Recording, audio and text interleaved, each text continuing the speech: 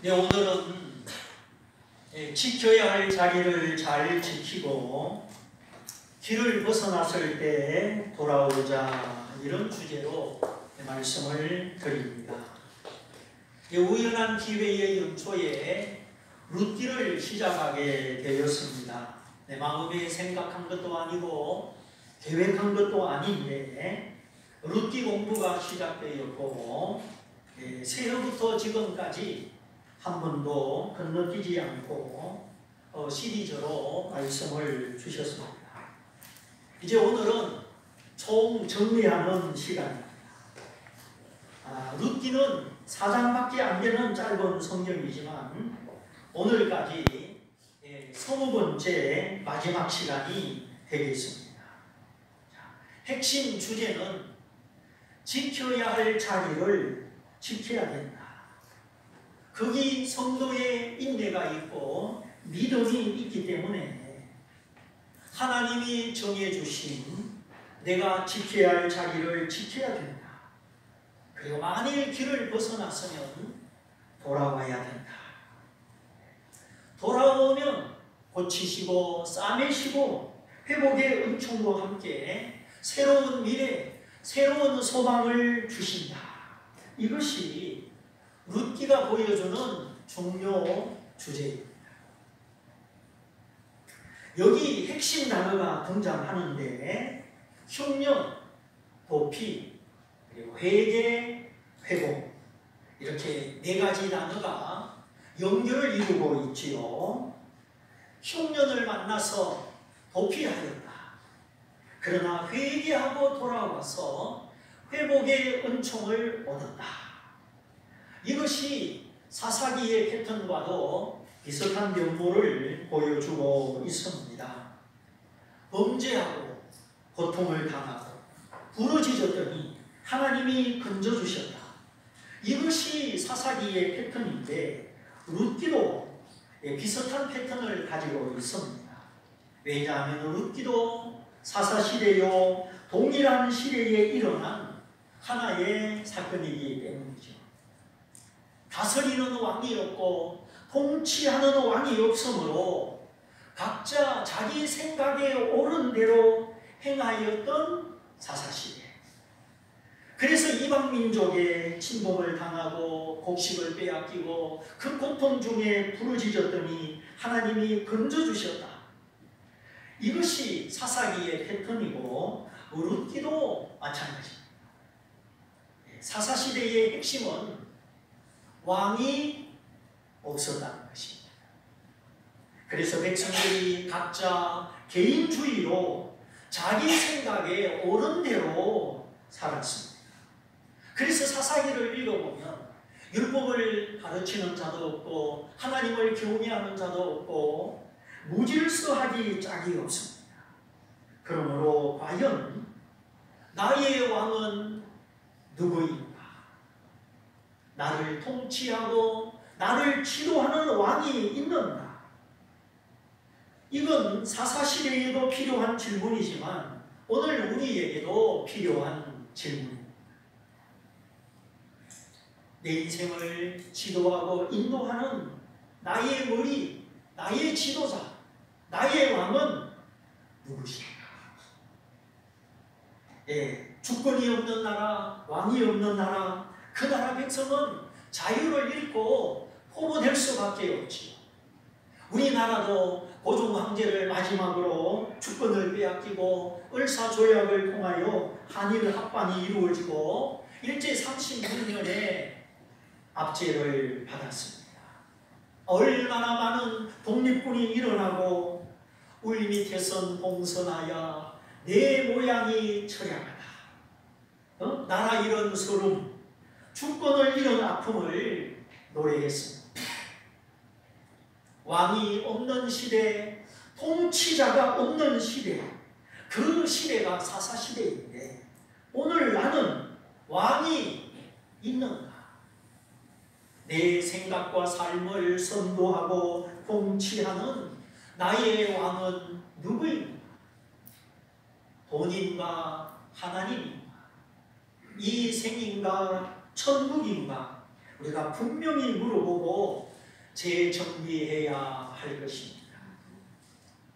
사람이 병이 들면 의사를 찾아서 진단을 받고 이렇게 하시오 처방을 받습니다.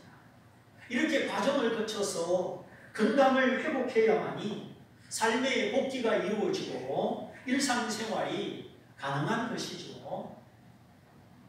계속 병실에 누워있거나 계속 감옥에 있거나 그거는 곤란하죠. 하나님은 비상한 시기에 특별한 시기에 우리를 만나 주시기도 하시지만 하나님은 매일같이 평범한 삶 속에서 일상 속에서 우리를 만나 주십니다. 우리의 사는 모습이 일정하고 매일 사는 것 큰 변화 없이 똑같은 것 같지만 똑같이 아니한 이유는 하나님이 내 삶 속에 찾아오시고 하나님의 내 일상 속에 들어오시기 때문입니다. 사랑하는 사람은 늘 같이 있고 싶은 거죠. 하나님은 우리가 병실에 있을 때도 교도소에 있을 때도 금식 기도할 때도 나를 찾아오시고 나를 일으켜 주십니다. 거기가 내가 특별히 하나님을 만나는 장소요. 하나님의 특별한 깨우침이 있는 시간이긴 하지만 그런 일들은 평생에 한 번 있을까 말까 한 일이죠. 누가 병원에 자주 가고 싶고 누가 금식 기도를 매일 하고 싶겠습니까? 예수님도 성령에게 이끌려서 마귀를 직면하고 승리하기 위하여 단 한 번 40일 금식 기도를 하셨습니다. 그러므로 하나님의 자녀들은 특별한 일이 없어도 좋은 일이든지 나쁜 일이든지 초월하여서 일상 속에서 평범한 삶 속에서 하나님을 느끼고 하나님을 만나고 하나님과 잠잠히 동행하는 것이 최고인 것입니다. 우리가 이렇게 될 수 있도록 일상 속에 평범 속에서 하나님을 만나는 기쁨이 전폭될 수 있도록 하나님이 나의 왕이심을 인정하고 살아가야 합니다. 하나님이 나의 왕이시다. 여기는 굉장한 신앙의 비밀과 신앙의 권세가 내포되어 있습니다. 하나님 없이 내가 왕이면 우리는 고통을 당할 수 있고 마귀에게 속을 수 있고 영적인 무기력을 만날 수도 있습니다. 그러므로 하나님은 나의 왕이시다. 이 한마디 말씀, 한 구절이 진실한 나의 고백이요 복잡한 내 삶을 풀어나가고 인도하는 해결의 열쇠 능력이 되시기를 바랍니다. 하나님은 선하셔서 우리에게 좋은 것을 예비하시고 물된 동산같이 마르지 않는 결실과 은혜를 주십니다. 그러므로 나이 들어갈수록 신앙생활 할수록 겸손하여지고 나를 내려놓고 기도하고 하나님께 엎드리고 하나님께 묻고 하나님을 힘입어 살아야 하겠습니다. 그런데 룻기를 시작하는 엘리멜렉, 그는 베들레헴에 살았고 한 가정의 가장이었습니다. 엘리멜렉이라는 이름의 뜻은 나의 하나님은 왕이시다. 엘리 나의 하나님, 멜렉 왕, 그래서 나의 하나님은 왕이시다 그런 뜻입니다. 그런데 흉년이라고 하는 복병 앞에 엘리멜렉은 하나님께 묻지 않고 하나님의 결제를 받지 않고 스스로 왕이 되어 베들레헴을 떠납니다. 식구를 책임지는 가장으로서 가장 견디기 힘든 일은 흉년일 것입니다. 먹을 것이 떨어지고 곡물 가격이 치솟고 이 흉년 모두에게 고통이지만 가장으로서 느끼는 고민과 고통은 남달랐을 것이라 생각합니다. 흉년이라고 합니다. 건강의 흉년이 올 수도 있고 재정의 흉년이 올 수도 있고 관계가 깨어지고 관계가 나빠지는 인간관계의 흉년이 올 수도 있고 하나님을 만날래야 만날 수 없는 영적인 기근, 신앙의 흉년이 올 수도 있어. 지금 우리나라도 경제의 흉년, 안보의 흉년이 아닌가 여러 가지로 생각이 많습니다. 어쨌든 개인적으로 국가적으로 흉년은 위기입니다. 사람이 연약하기 때문에 이 흉년 앞에 흔들리지 않는 사람이 없습니다. 믿음의 조상 아브라함도 흉년을 겪었죠. 영광의 하나님을 만나고 우르를 떠나 그 도중에 메소포타미아 하란에 머물렀습니다. 거기서 아버지 데라가 죽고 난 다음 다시 하나님의 부름을 따라 약속의 땅으로 나아갑니다. 여기서 데라는 어떤 부정적인 영향력을 말하는 것이죠. 내 믿음의 길을 가로막는 부정적인 영향력, 그것이 무엇이든지 간에 소멸되고 끊어져야만이 내가 앞으로 나갈 수가 있는 것이에요. 무엇이 나를 가로막고 있는가? 하란은 그 중동의 초선달 지역으로 살기 좋고 비옥한 땅이지만 거기가 약속의 땅은 아니요 하나님이 주관하는 땅은 아니었습니다. 우리가 가끔씩 내 눈에 보기 좋은 대로 내가 원하는 곳에서 내가 원하는 삶을 살려고 할 때가 있지요. 그때 내 육신이 편할지는 모르지만 내 영은 불편하고 내 믿음은 쇠약해질 수가 있는 것입니다. 여기가 좋다. 더 이상 가지 말자. 그렇게 믿음의 길을 방해하는 데라가 죽고 난 다음 다시 믿음의 걸음, 순종의 걸음을 출발하는 아브라함이지요. 물이 있는 강줄기를 따라 오랜 시간에 걸쳐서 드디어 가나안 땅에 도착합니다. 믿음으로 순종함으로 하나님이 부르신 땅, 약속의 땅에 도착했습니다. 그런데 그 땅에 도착하자마자 맨 먼저 맞이하는 것은 다름 아닌 흉년이었습니다. 하나님도 무심하시지. 그렇게 어려운 길을 통과해서 믿음의 방해물을 물리치고 약속의 땅에 도착했는데 대물 같은 집이 아니고 흉년이 웬 말입니까? 여기에도 하나님의 깊은 뜻이 있는 것이죠. 베델과 아이 사이 거기 장막을 치고 단을 쌓고 기도합니다. 근데 흉년은 지나가지 않고 더 강한 압박이 다가옵니다. 그래서 불안이 기도를 이기고 염려가 믿음을 삼켜서 아브라함이 약속의 땅을 떠나서 애굽으로 내려가죠. 애굽은 영적으로 세상을 말하고 하나님을 배신하는 장소를 말하는 겁니다. 흉년 때문에 기도가 멈춰지고 믿음이 삼킴을 당하여 애굽으로 내려갔을 때 자기 아내 사라를 빼앗기는 수모를 당하게 되죠. 불안이 불안을 낳고 염려가 염려를 낳듯이 흉년 때문에 도망가는데 이제는 자기 생명을 걱정합니다. 그래서 가다가 둘이서 서로 말을 맞추죠. 그대가 내 아내라고 하면 그대가 너무 예쁘기 때문에 사람들이 나를 죽이고 당신을 빼앗아 갈 것이다. 이렇게 부부가 아니라 오빠와 여동생 사이로 위장을 하고 애굽으로 내려갑니다.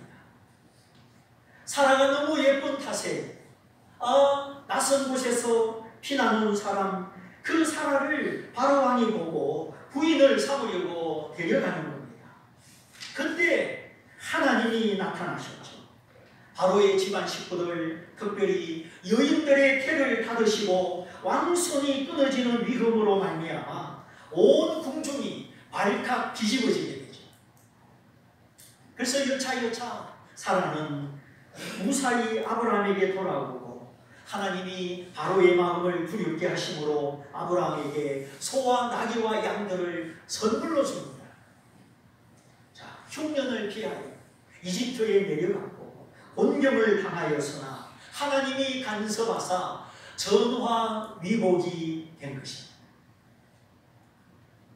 이때에 아브라함은 확실한 교훈을 받게 됩니다. 사람이 살고 죽는 거, 사람이 부하고 가난하게 되는 거 하나님께 달렸구나.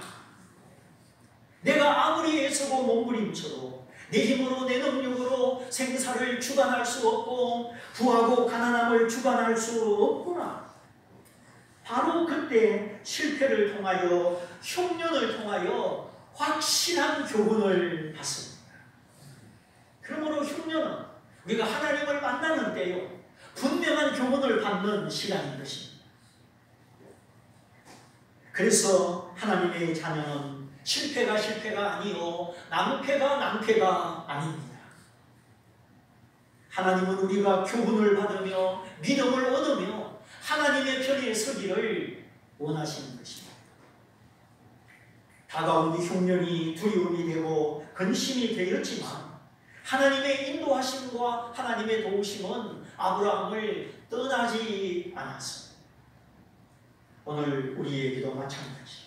우리가 겪는 모든 환경, 사정, 사건들 속에 하나님은 우리를 떠나지 않습니다. 내가 당하는 흉년, 위기와 고통과 고민의 순간 하나님은 당신을 나타내시고 당신의 은혜와 권능을 보여주셔서 흉년 중에도 믿음을 지키게 하시고 위기 중에도 위기보다 크신 하나님을 보게 하여 주시는 것입니다. 내 소망이 하나님께 있구나. 모든 문제 환경보다 하나님이 더 크면 우리는 승리합니다. 가지 많은 나무 바람 잘 날렸다고 우리가 살아가는 그럼에 문제는 계속해서 일어나고 환경은 자주 바뀌죠. 우리가 그 속에서 내가 문제의 종이 되고 환경의 지배를 받을 것인가, 문제보다 환경보다 크신 하나님을 만나고 하나님을 의지할 것인가.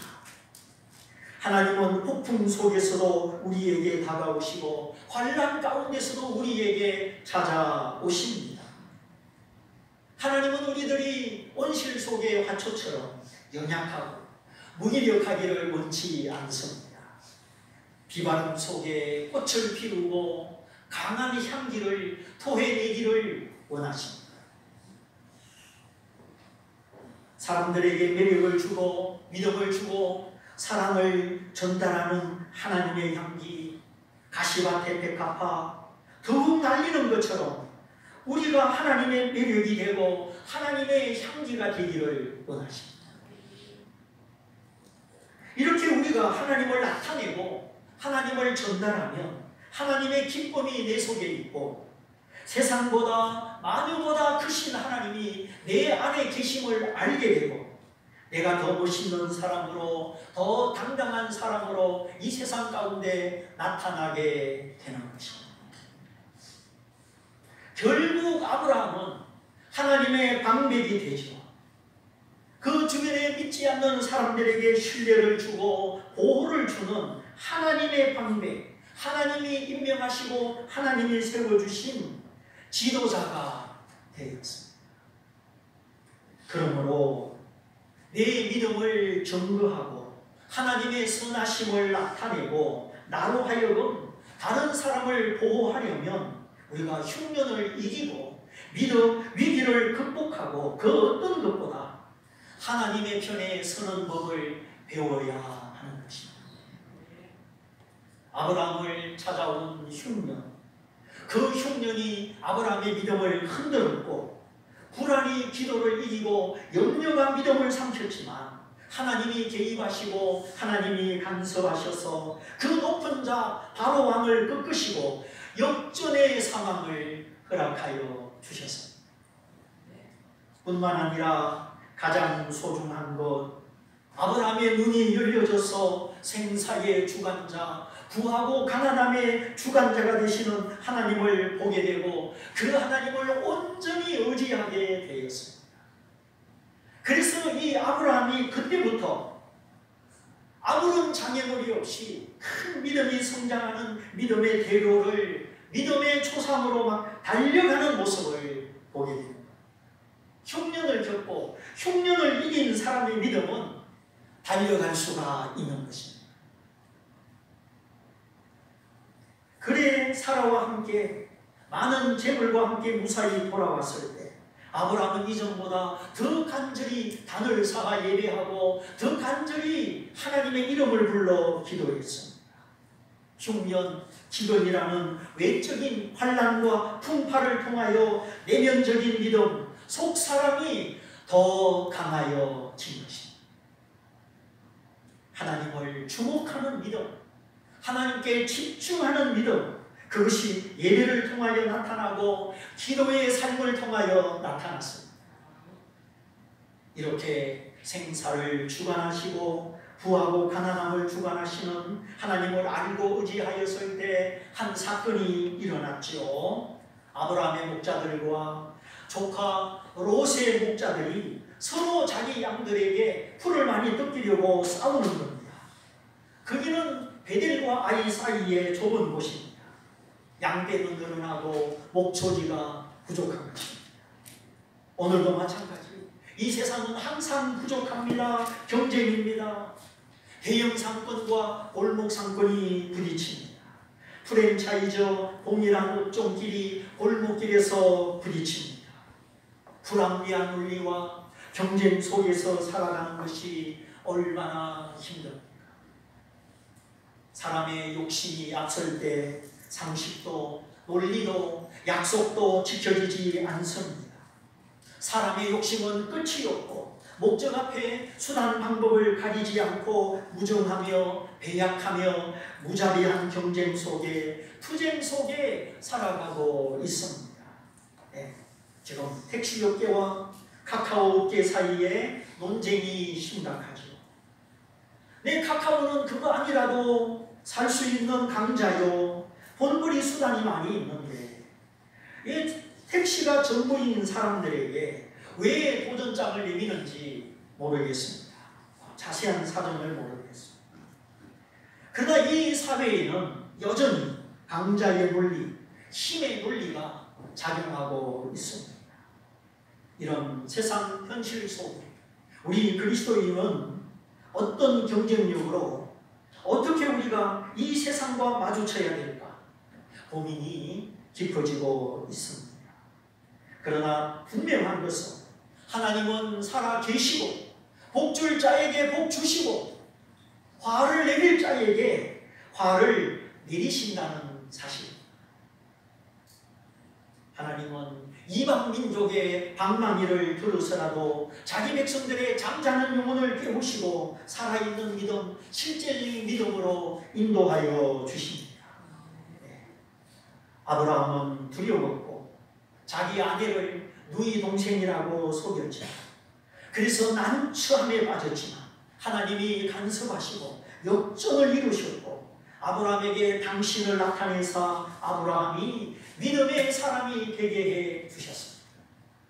그래서 오직 나의 의는 믿음으로 말미암아 살리라. 믿음으로 행치 않는 모든 것이 죄니라. 믿음이 없이는 하나님을 기쁘시게 못하나니 하나님께 나아가는 자는 반드시 그가 계신 것과 자기를 찾는 자들에게 상 주시는 하나님이심을 믿어야 할지니라. 그러면 하나님이 왜 이런 은총, 역전의 현상을 베풀어 주셨느냐? 그 이유는 아브라함이 신앙의 방해물을 제거하고 순종의 걸음, 순종의 가도에 있었기 때문입니다. 순종의 길을 걸을 때 우리가 실수해도 하나님의 은혜가 나타납니다. 하나님의 건져주심이 있습니다.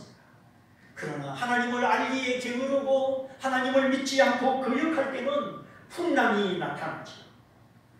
그래도 요나가 고집을 부리니까 이번에는 큰 물고기를 준비하사 요나가 물고기 창자 속에 들어가고 말았습니다. 거기서 회개할 때, 거기서 하나님의 얼굴을 바라볼 때 하나님이 물고기에게 명하여 요나를 토해내게 하셨습니다. 오늘 성경에 나오는 엘리멜렉도 마찬가지. 나의 하나님은 왕이시다. 그렇게 복되고 좋은 이름을 가졌지만 엘리멜렉은 하나님께 묻지 않았습니다. 흉년을 피하여 이방 나라로 도망을 갑니다.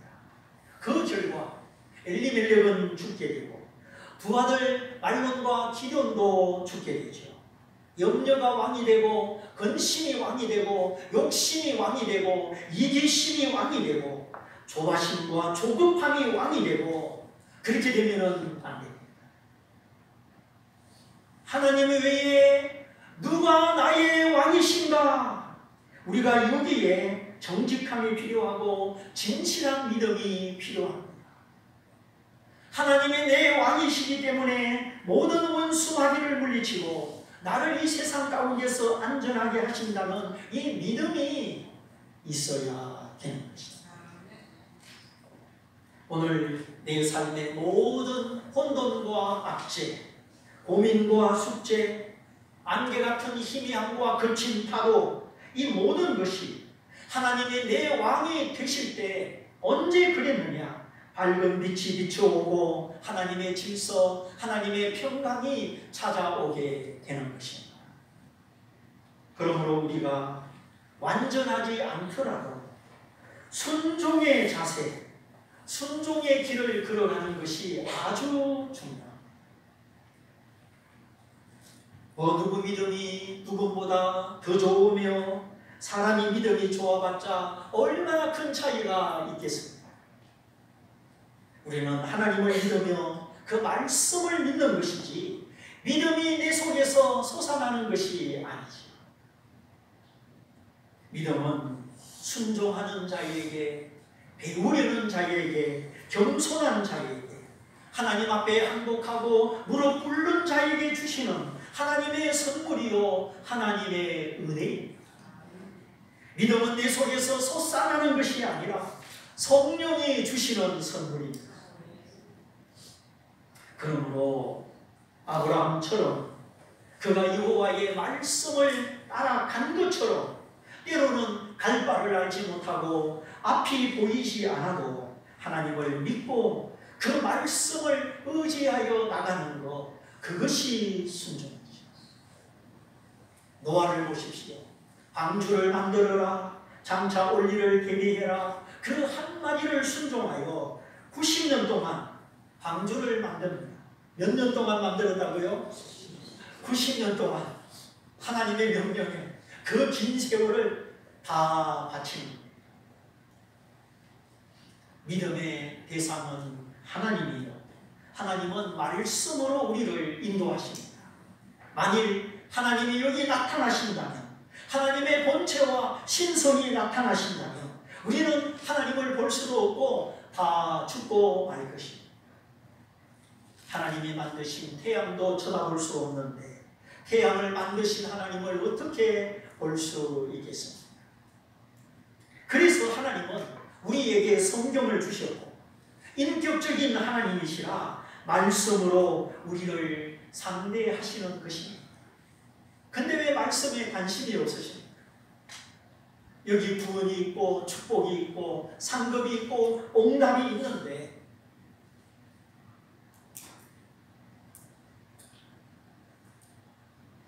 베들레헴을 떠난 엘리멜렉, 베들레헴이 뭐라고 했죠? 떡집이다. 베터, 집, 장막, 왕국, 요셉, 레헴, 음식, 양식, 이 두 단어가 합쳐 베들레헴. 우리의 영혼으로 믿어 살게 하고 먹어서 살게 하는 말씀의 양식, 말씀의 떡집이 베들레헴이었습니다. 아브라함은 갈 곳을 알지 못했지만 어디로 가는지 몰랐지만 여호와의 말씀을 따라갔는데 엘리멜렉은 반대로 말씀의 집을 버리고 도망을 간 것입니다.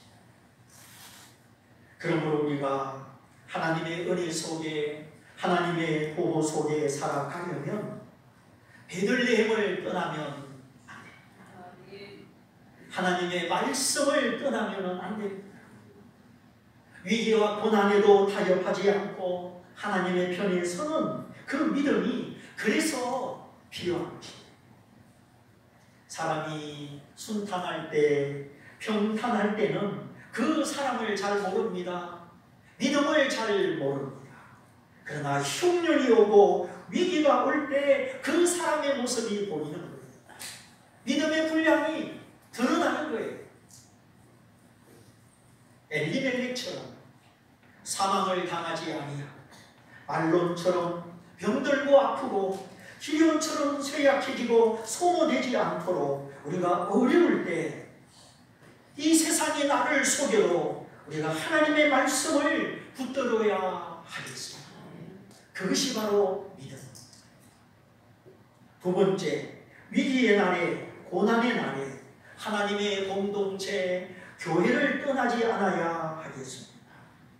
아는 사람이 없는 낯선 곳에서 얼마나 힘들겠습니까?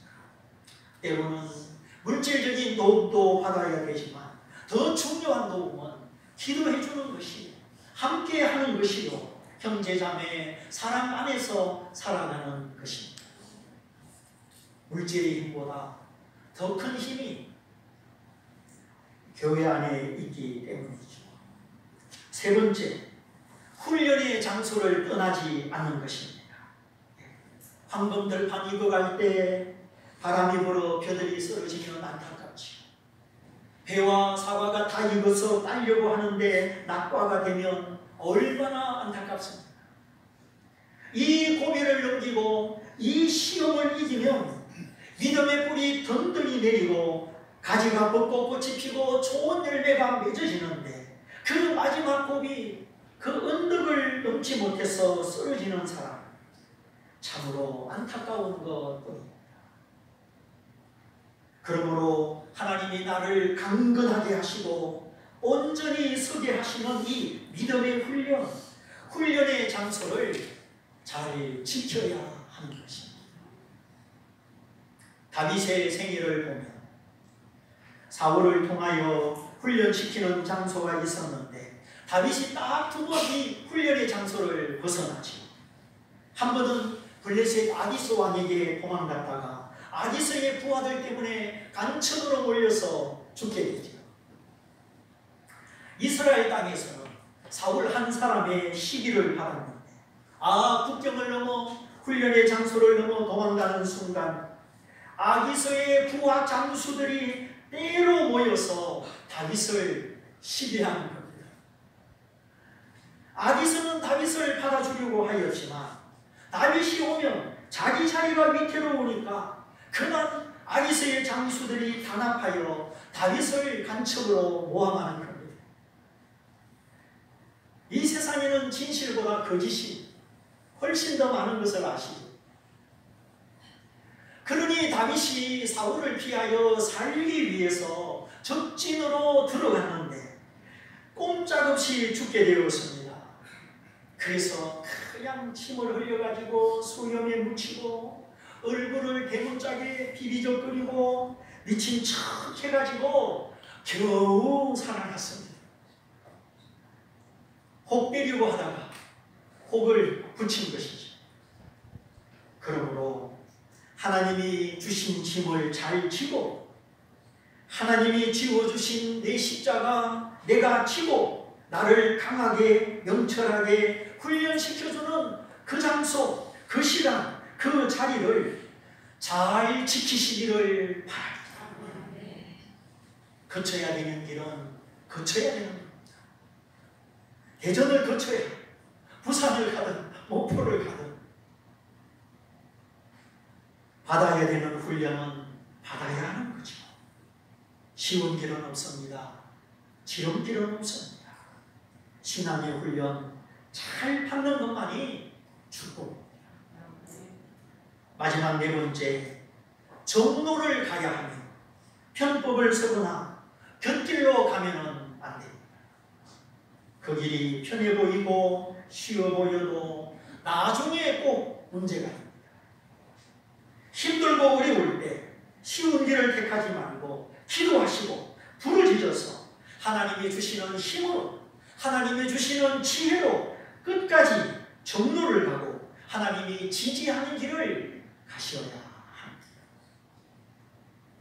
자, 흉년이 오고 위기가 오는 것은 우리를 망하게 하려는 것이 아닙니다. 아브라함은 흉년을 통하여 하나님을 의지하는 믿음이 더 강하여졌습니다. 그러므로 어려울 때, 위기의 날에, 흉년의 때에 지켜야 할 자리를 잘 지키고 길을 벗어났을 때 돌아와서 잃어버린 건강, 잃어버린 화목, 잃어버린 재물 다 찾으시고 하나님의 은혜로 회복해서 다시는 하나님을 떠나지 않고 하나님 곁에 그 말씀과 교회와 훈련의 장소와 정로를 따라 믿음의 가정, 왕의 가문 다 이루시기를 주님의 이름으로 축원드립니다. 축원드립니다. 이 말씀을 붙잡고 같이 기도하기 원합니다. 주님, 내 인생의 왕은 누구입니까? 하나님 한 분만이 완전하신 사랑의 왕, 내 목자, 나의 왕이신데 하나님보다 더 의지하고 살아온 것을 이 시간 깨닫게 하시고 주님 한 분만으로 만족하게 살아가는 이 믿음을 주시옵소서. 우리 말씀을 붙잡고 다 같이 기도하겠습니다. 할렐루야.